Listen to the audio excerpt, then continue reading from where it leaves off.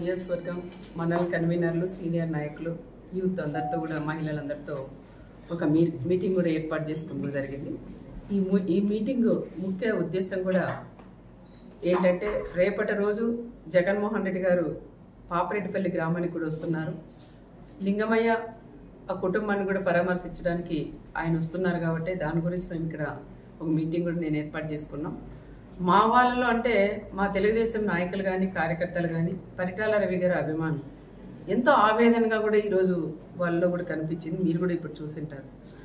జగన్ రెడ్డి వస్తున్నారు, ఆయన హెలికాప్టర్ దిగకూడదు, మేము చుట్టుముట్టి మళ్ళీ తిరిగి ఎన్నిక పంపిస్తామని వాళ్ళ ఆవేదన కూడా ఈరోజు చెప్పింది కూడా జరిగింది. ఎందుకంటున్నారంటే ఆ రోజు పులివిందలకి పరిటాల రవి అని వెళ్ళినప్పుడు అడగడగన చెక్ చేసి ఆయనకు ప్రాణహామీ ఉండదని తెలిసినా అడగడగన చెక్ చేసి కేవలం 3 బండ్లు మాత్రమే పంపించి అక్కడ కోర్టులో కూడా హాజరైనారనే విషయం చాలా మందిలో ఆ రోజు తిరిగి వెళ్ళిన వాళ్ళందరికీ పరిటాల రవి గారితో ఎవరైతే వెళ్ళారో వాళ్ళందరికీ కూడా ఆవేదన ఆ బాధ అనేది ఈరోజు కళ్ళకు కట్టినట్లు కూడా కనిపించింది. మరి ఈరోజు మన రామగిరి మండలానికి వస్తున్నారు, మన ప్రాంతానికి వస్తున్నారు, ఆయన రాకూడదు, మీరు నో అని చెప్పొద్దండి అని నన్ను గట్టిగా కూడా నన్ను నిలదీస్తున్నారు. అయినా ఈరోజు మా నాయకుడు చంద్రబాబు నాయుడు గారు మాకు ఒకటే నేర్పించారు. ఆయన చావుదానికి వస్తున్న చావుదాన్నే ఒక రాజకీయంగా లింగమయ్య అనే వ్యక్తే కనీసం ప్రకాష్ రెడ్డి అనే వ్యక్తికి కూడా తెలియదు. లింగమయ్య ఫ్యామిలీ కూడా తెలుగుదేశంలోనే ఉండేవాళ్ళు. వాళ్ళ పిల్లలకు కూడా ఉద్యోగాలు కూడా ఆ రోజులు ఇప్పించింది కూడా మేమే అని కూడా మేము చెప్పుకోవచ్చు.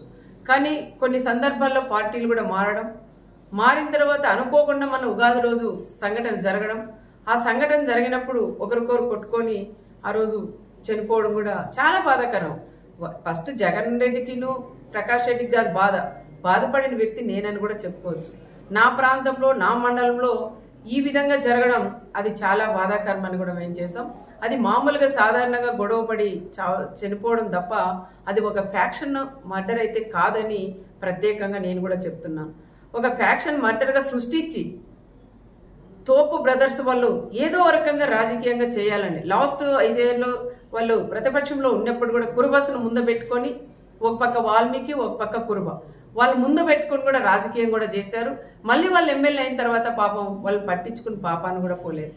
మళ్ళీ ఈరోజు వాళ్ళు ప్రతిపక్షంలో ఉన్నారు కాబట్టి వాళ్ళకి దొరక 9 నెలల తర్వాత ఆయన లింగమయ్య చనిపోయాడు కాబట్టి ఆ లింగమయ్యని ఒక రాజకీయంగా వాడుకొని ప్రకాష్ రెడ్డికి కూడా ఆయన జగన్ రెడ్డికి కూడా పరిటాల కుటుంబం వాళ్ళు ఈ విధంగా చంపారు, ఒక ఫ్యాక్షన్ మర్డర్ అని చెప్పి ఈరోజు ఆయన్ని ఇక్కడ తీసుకొని రావడం అది ఎంతవరకు సహజమని కూడా కనుక్కోవాలి. ఒకసారి జిల్లాలో ఉండే మాజీ ఎమ్మెల్యేలు అందరూ ఉన్నారు, మాజీ మంత్రులు ఉన్నారు, మా కుటుంబం గురించి కూడా అందరికీ కూడా తెలుసు.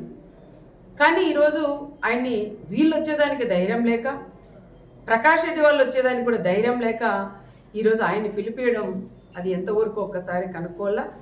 ఆయన జగన్ రెడ్డి కూడా తెలుసుకోవాలా అది ఫ్యాక్షన్ మర్డరా మామూలుగా జరిగిన మర్డరా, ఇది ప్రకాష్ రెడ్డి ఏమైనా రాజకీయంగా వాడుకుంటున్నారనే విషయాలు వాళ్ళు కూడా తెలుసుకునే బాధ్యత ఒక మాజీ సీఎం గారికి కూడా ఉంటుంది. కానీ ఆ రకంగా కాకుండా వీళ్ళలో విభేదాలు పెట్టుకొని ఓ పక్క మాజీ ఎంపీను ఓ పక్క మాజీ ఎమ్మెల్యే వీళ్ళిద్దరి మధ్యలో గొడవలు పెట్టుకొని నేను తీసుకురాలా నువ్వు తీసుకురాలని పట్టింపుతో ఈరోజు ఆయన కూడా తీసుకొస్తావు. ఓకే తీసుకురండి, నేను వద్దని చెప్పను.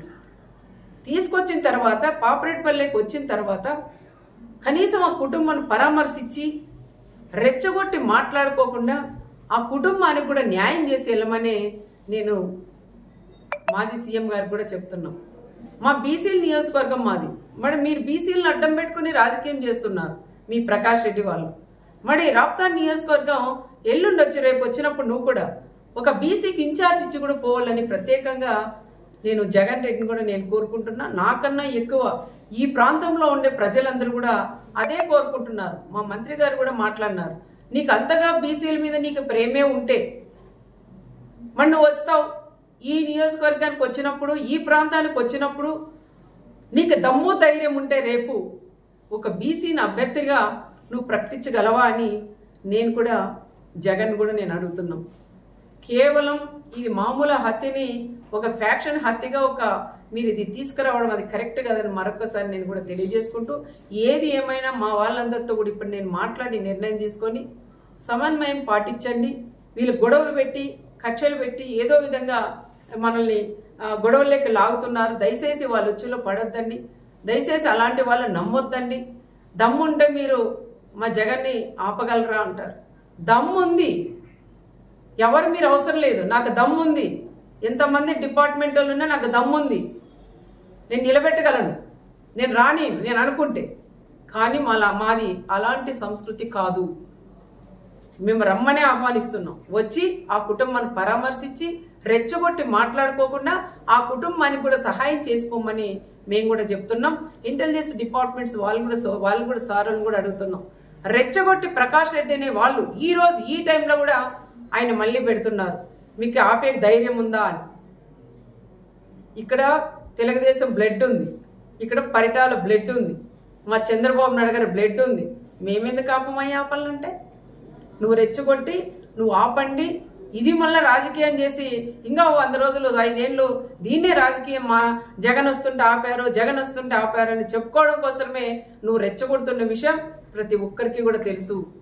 దయచేసి ఎవరైనా సరే వాళ్ళు ఎన్ని రెచ్చగొట్టినా దానిలోకి ఎవరు కూడా మీరు పోకోకుండా రేపు సమన్వయం పాటించి ఆయన వస్తాడు పోతాడు. దయచేసి ఎవరు కూడా అల్లర్లేక కానీ ఎవరింట్లో వాళ్ళు ఉండమని వాళ్ళని కోరడానికే మా కార్యకర్తలు మా లీడర్లందరినీ కూడా నేను ఇక్కడ పిలిపించాను. వాళ్ళతో కూడా మాట్లాడి వాళ్ళకు కూడా అదే విషయం నేను చెప్పాలనే ఈరోజు నేను అందరినీ కూడా ఆహ్వానించాను. అది కూడా నేను చెప్తాను. రేపు వస్తాడు, ఆయన పోతాడు. దాని గురించి ఎవరు కూడా మాట్లాడొద్దండి. ఏ చిన్న గొడవ వద్దని చెప్తున్నాం. మా వాళ్ళ రిక్వెస్ట్ ఏమంటే తప్పకుండా వాళ్ళు 4-5 బళ్ళలే రావాలా, కాన్వాయ్లతో కూడా రాకూడదు.